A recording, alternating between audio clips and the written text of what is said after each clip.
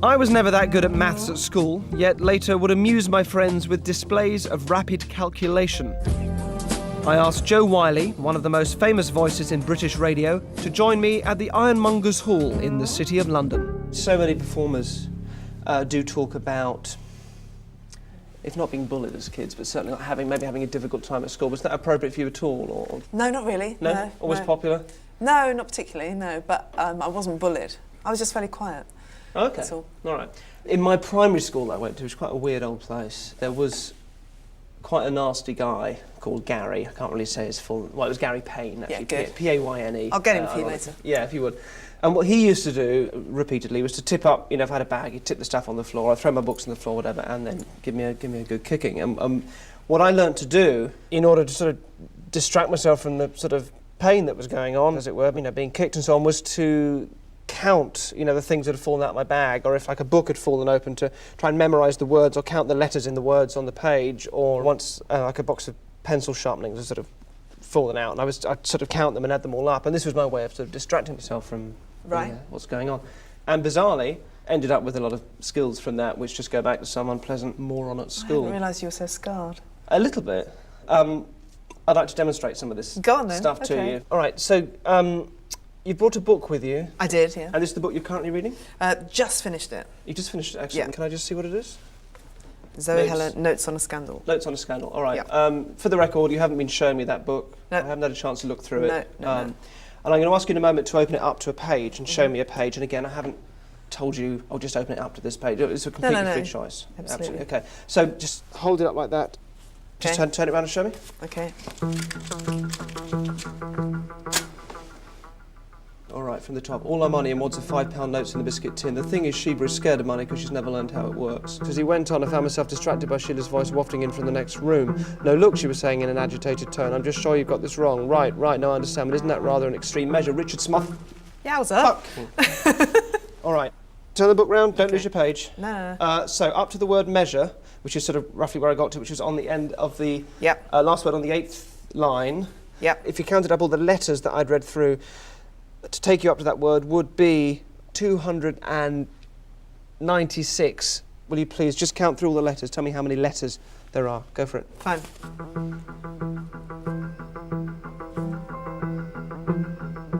There's a pencil if you want to. Thank you.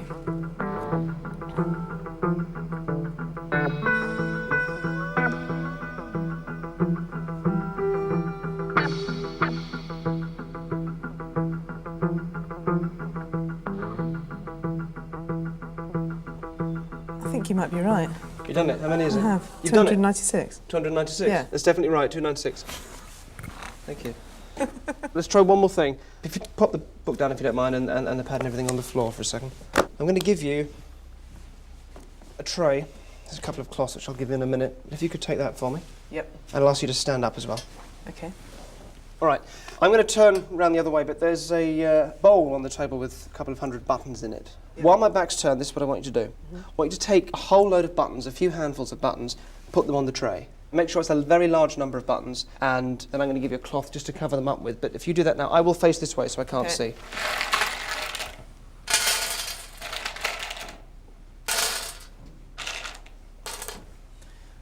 Okay. Done that? Yep. Okay, I want you to put that cloth over the tray so that I can't see how many are there. Have you done that? Yeah. Okay, and can I give you that one? I'd like you to put that over the bowl so that if I looked at the bowl, I couldn't tell even how many were left. Okay.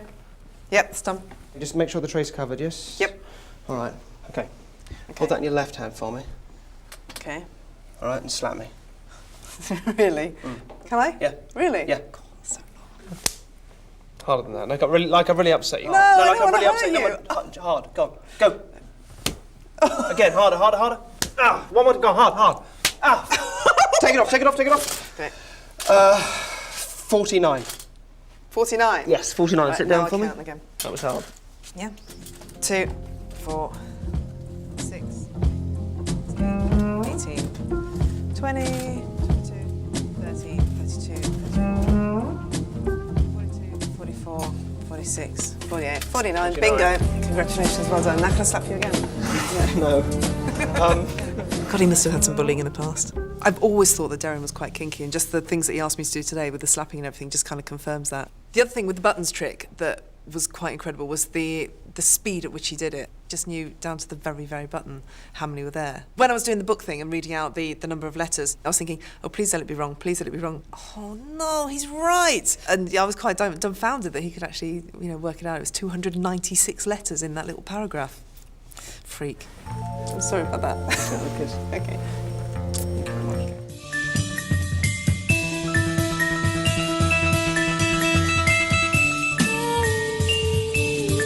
We all get stuck in our belief systems, however sensible we think they are. To me, the New Age community is particularly guilty of not testing or challenging what it claims. And it was with this in mind that I invited a young woman to Epping Forest. Just here? Yeah. This is really nice here, isn't it? Lovely. Can I talk to you a bit about what your beliefs are in terms of spirituality? With something like Reiki or psychic healing or crystal healing, if you don't think it's just a question of you sort of buy into it and believe in it and then it sort of works because you're expecting to, if you think it genuinely is more than that, how do you sort of grasp that? I've experienced crystal healing. I've experienced Reiki, which is using universal energy, which probably a lot of people would be very skeptical to believe in, and but I'm basing my beliefs in facts, and things that I have seen, how they've created a progress in my life or how things have shifted. I've seen this the results, Mm-hmm. There is something I'd like to try with you, and this is why I got you here specifically to talk about belief. And it uses an area of belief that, I don't know, maybe is less fashionable than some of the beliefs that have been adopted in our culture now as mainstream religion seems to be dying out. Would you stand up for me for a second? Sure. And just come around there, and just like that, just there for me. That's great. And take your hand, and just rest that there. Excellent.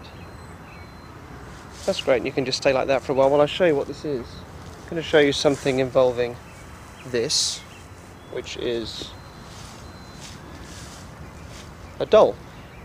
But the thing about this doll is that it doesn't, as it is, it doesn't have a soul. So we need to give it a soul for this to work. And that's what I'm going to do now by taking this. You happy if I use your ring for a second? Yeah? Mm-hmm. Excellent. Just allow that to sort of go floppy down there. That's great. Thank you. And the ring goes into the centre here. And this makes it a soul for the doll. Just like that. Now it has a soul, and your soul, if you like. Stay there for a second for me. See, I just think it's interesting, for me, that we tend to believe what makes us feel good. If we decide that something is nice or makes us feel nice, that we decide that it's true. Which, you could argue devalues the idea of truth terribly. Can you feel anything at the moment? What are you aware of? My legs feel really heavy. Can you move them? Can you move your feet? No? I'm trying. Yeah, it's interesting, you see? You can't move them. You can move your arms, yes? Yeah. Just flap your arms a bit for me, just do that, thank you. Just so you can see you can move them for a moment. And then watch.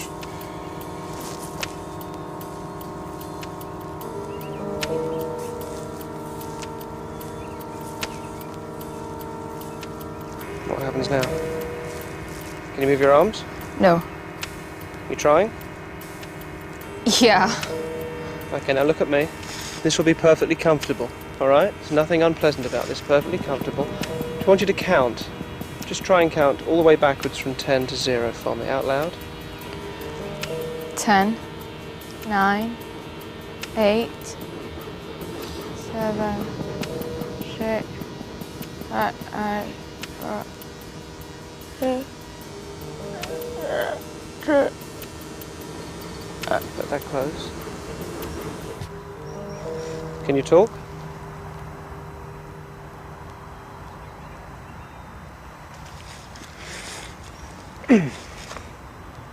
See, for me, it's all about questioning, I think, and not taking things at face value. Like at the moment you can't speak, but the only reason why you can't speak is that you believe that you can't speak because of what I'm telling you. And the interesting thing is that if I tell you you can speak, all that does is give you permission to question that belief, and then you find that you can speak. Can't you? Yeah? Yeah. Yeah. Because what we believe isn't necessarily real at any level. I mean, this certainly isn't, it's not even a real voodoo doll. You know, and even the real voodoo dolls were used for healing, not for putting curses on people. But what I did, I got you to invest in that belief, and one of the ways I got you to do that was by investing something of yourself in it, like your ring. Whereas in fact, there's nothing in there. There is no ring in there. I didn't put your ring in there. You know, your ring's still on your hand. Yeah?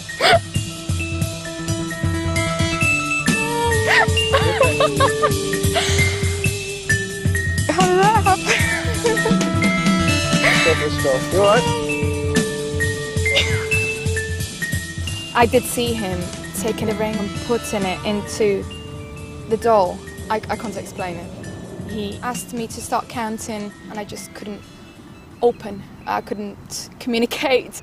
I just felt my feet and my legs become very, very heavy. As if they were just blending in with the ground, basically. It was a really bizarre feeling. When I actually looked down and I saw my ring on my finger, I could not believe it. And I still can't believe it right now. I don't know how that's happened. I feel really weird right now, actually. And I don't know if I'm going to be able to sleep tonight. If you'd like to have a seat, Jane. Okay. Jonathan. Thank you. Thank you both very much indeed. Before we start, it's very important you have a playing card in your mind, all right? So I want this to be a free choice. So colour-wise, you've got red or black. So which would you rather have? Red. Red, which is diamonds and hearts. Any preferred suit out of those two? Hearts. Hearts, okay. And number-wise, so you've got between 1 and 10. But not 3 because there are 3 of us, but a number? 7. 7, okay, so 7 of hearts, all right? You happy to Yeah. have that card in your mind as we do it? Yeah. Happy that was a free choice? Yeah. Okay, great. Jonathan as well, if you can think of the 7 of hearts as well for me. Excellent. You've got a deck of cards in front of you. Now you'll notice I've been delightful enough to put these into new deck order so you can see that they're all there. Do have a look and check that they are indeed all present. Happy with that? Yep. Mm-hmm. Then I'd like you to gather up the cards for me and take them under the table and to shuffle them under the table as best as you can without dropping any. Please bear in mind, at no point during this am I going to touch those cards. All right, those will now remain in your hands throughout all of this. Okay, great. While you do that, and feel free to stop whenever you like, I'm going to tell you 3 stories. 3 stories of coincidence. I promise you these are absolutely real. As far as I know, these stories did happen. Also, let me ask you, how long have you two been together for? 72 years. I think it's about 18 years. Is it 18 years? Yeah. It is that long? I'm doing it dog years. The reason why I ask is that these stories also tie in with the idea of relationships and what goes on between people, all right? The first tale of coincidence, the first one of the 3, this was told to me by my flatmate, Stephen, who I live with in Bristol. And he'd been going out with a girl called Marie, and they were sitting on this park bench at a place called Brandon Hill in Bristol, looking up at a very starry sky. Marie said that she'd never seen a shooting star. So Stephen's like, well, we should wish for one, and they do. They're mucking around, but they wish for it out loud. And no sooner were those words out their mouth, but a big shooting star shot across the sky. And, you know, they're dumbfounded. And, you know, Stephen comes back and tells me this story, and he's almost in tears. And you think on the one hand, oh, that's amazing, and you love it, but on the, you're sort of also thinking in the back of your mind, well, yes, but aren't there shooting stars every 10 minutes, and you don't normally notice them? But you kind of don't want to say, well, it's just a coincidence, because it's coincidences like that that can absolutely make people fall in love that you could base a 10-year relationship on. I don't think for them it was. I think maybe he went down on her that night, but I don't think they ever saw each other again. But it's a lovely story. You've got the cards under the table. I'd like you to please reach in and pull out a card, turn it around, and put it back in so it goes in the wrong way. Does that make sense? Uh-huh. Yeah. So all the others are face up and one's going back in face down. Does that make sense? Have you done that? Yeah. Great, and then give them another little mix for me. The second story of coincidence This is more amazing. It's absolutely true. Again, this was a guy who worked for a car repair service that we can't name, who was out in the middle of the night, and this is in the middle of nowhere, all right, fixes the car that he has to deal with, and is then walking back to his van. The car is now driven off, and he walks past a phone box, and the phone starts ringing in the box. So he's in the middle of nowhere, he goes in and answers it and picks it up, and it's his wife. And she's saying, oh, can you remember to pick up some bread and some milk on the way home? And he says, well, yeah, okay, but how did you know to ring this number? And she says, no, I just rang your new mobile number. And he's like, no, you just rang a phone box in the middle of nowhere. And she says, no, I called. And she gets this bit of paper. And she realises she hasn't called his mobile number. What she's done, weirdly, she's got his payroll number written down, and she's called that number instead of his mobile number. And his payroll number just happened to be the number of a phone box, which also happened to be the same phone box he happened to be walking past at that time. It's amazing. And it really is difficult to dismiss that just as a coincidence, because it's easier somehow to believe, emotionally certainly, that people in some sort of relationship, when they're in love or together, maybe some communication goes on between them, which the rest of us don't get in on somehow. All right. So you've got the cards under the table. You've got one card around the wrong way. Yep, one card around the wrong way. Please do give them another little mix so you know they're all shuffled. The third tale of coincidence, I'm not going to tell you, but I'm hoping that you'll be telling everybody this story tomorrow. The card that you've both been thinking of, it was the... Seven of Hearts. The Seven of Hearts, was that right? 7 Hearts it was, yeah. We'll just bring the cards out from underneath, put them face up on the table. And if you just face up, that's right. Just, I don't want to touch them, just spread them out. You should each have a card face down. Just give them a good spread. Do you want to just find that card? Oh, there it is. Yep. And if you just want to move that forward and move that forward for me. Oh, that's mine. Excellent. You want to turn that one over, Jane? Sure. Wow. Oh my God. Big moment. Come on. No. Through love, you and me. No. That's extraordinary. Thank you very much. Thank you. Oh. A pleasure. Wow, fantastic. I'm so startled. I could not begin to imagine, and I can only assume that Derren has some sort of Because special normally the powers. card is forced on you in some way. When people, Yeah. they hold out the cards. I don't know how they do even that, but you know they force it on you in some way. The fact that the deck of cards never left my hands. Never under left the table, then under her hands. I don't know how he did it. I'm amazed. I don't understand. When I had to turn my card over, I still, up until the moment when I turned it, still didn't think it would be the Seven of Hearts. I kind of knew it probably would be, because I know how good Derren is. I don't know how he does it, but at the same time, every logical fibre of my being was saying it cannot possibly be the Seven of Hearts because you shuffled them. And the fact that we both completely had free will in turning in the card that we turned over, and you chose via free will. Probably a microchip in it. Yes, that's how he does it. It's covered in honey.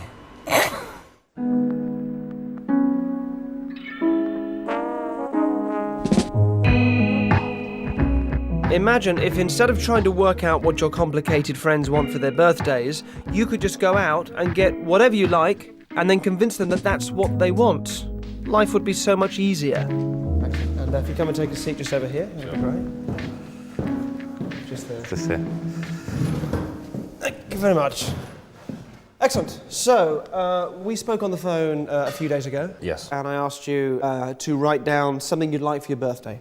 Yes. I also asked you to sign the back of it when I spoke to you and gave you these instructions, so that basically when you brought it with you today, which I hope you have done, you know that no one's going to steam it open or switch it or do anything with it. Absolutely. All kept secret? Very much so. Excellent. All right. Well, I have bought you a present. Now, don't get overexcited. It is in the big box behind you. Right. Right? It may be a small present in a big box. Right. Or it may be a big present in a big box. Okay. The size of the box will not necessarily give you any clues. Sure. All right. When you walk into a shop and you see something that you know you have to have, what is that feeling like? Describe it for me. I guess it's quite sort of sudden, and you sort of you have a definite positivity about it, and often you'll go away and see other things, but then you come back to the thing you saw first, and Excellent. it's like, you know. Well, just take that feeling and just sort of amplify it a bit for me, because it is a really good feeling. It's important to understand that feeling of positivity that you describe. Okay. And also, very nice to meet you, and thank you for coming on the show. Let me explain to you how I buy gifts or presents for people, all right? And this is the best way to handle, bar none, the problem of, what to settle for when you're going to buy gifts for somebody that's a little bit difficult to buy for, all right? Now, what I do is rather than recycle the same sort of two tired bottles of wine or box of chocolates, which are no fun to receive, I go out and I buy anything, and then I make that person fall in love with it, all right, by creating a strong feeling of desire for that object. Does that make sense? Yes. Yeah? And it absolutely works. They get all sort of pumped up, they get that feeling of that positivity you were describing. They beam excitement for it. It's a win-win thing because they get a present that they love and, I get rid of some stuff out the back of my kitchen cupboard or whatever. But what I want you to really understand about this, because it's important, is that feeling is so strong, can be so extreme that it can replace the memory of what they actually wanted. So even though 2 days before they may have said, I want X, whatever that is, like a really nice car, like a BM or an Xbox or something like that, something they really wanted, suddenly now they think they always wanted what I got them. And they're like, well, why would I want another car or an Xbox? That'd be useless to me. And suddenly this thing is useless to them because they're so delighted and surprised by what I got them that they forget what they originally wanted. Does that make sense? It actually replaces that memory. Yes. Yeah. Excellent, cool. Good, so you can have anything you like. What's your dream present? The BMX bike. A BMX bike? Yes. That'd be fantastic. And that would make you feel great, wouldn't it? It would fulfill a childhood dream. Really? Is it a childhood dream to have one? I never got one when I was a kid. You never got one when you were a kid, so it'd be great to have one. Okay. Do you want to have a look? Yes. Yes, excellent. Come and have a look. You ready? Yes. What colour BMX? What did you have in mind? Red. Red? Yeah. Have a look.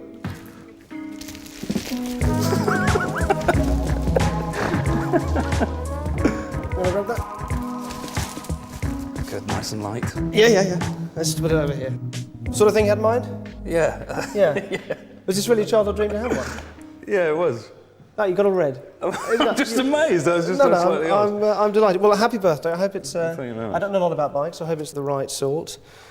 And out of interest, what did you write? I've got it with me if I still. And what did you? I What did wrote you a write? BMX bike, is what I wrote. So when you came in here, you wanting a BMX bike? Yeah. Yeah. Okay. Now, that's probably not the case. If you can detach yourself from what's happened here a little bit, was it really a BMX bike you wanted when you came in? That's what I'd written down, yeah. You may have done, but that's very unlikely. Are you sure? If you think back, are you sure you're right? BMX bike is what you want. That absolutely feels right, doesn't it, when you think about what you want? Yeah, absolutely, because that's what I wrote down, and Yeah. that's why I'm so flabbergasted that it's there. Take it out, have a look. No one's touched this, have they? Where's it been? Where's it been since you wrote it? It's been in my wallet. In your wallet. Go on, have a look. No, even. I'm shaking. Let's just have a look at the back. You signed your name across it. That's right, signed. This is the date and the time. It was 1:10 on Saturday. 10+1 last Saturday. Yeah. Okay. But genuinely, you haven't. No one's touched this since you wrote it. No, because I signed it over here, so you couldn't do it. Let's just have a look.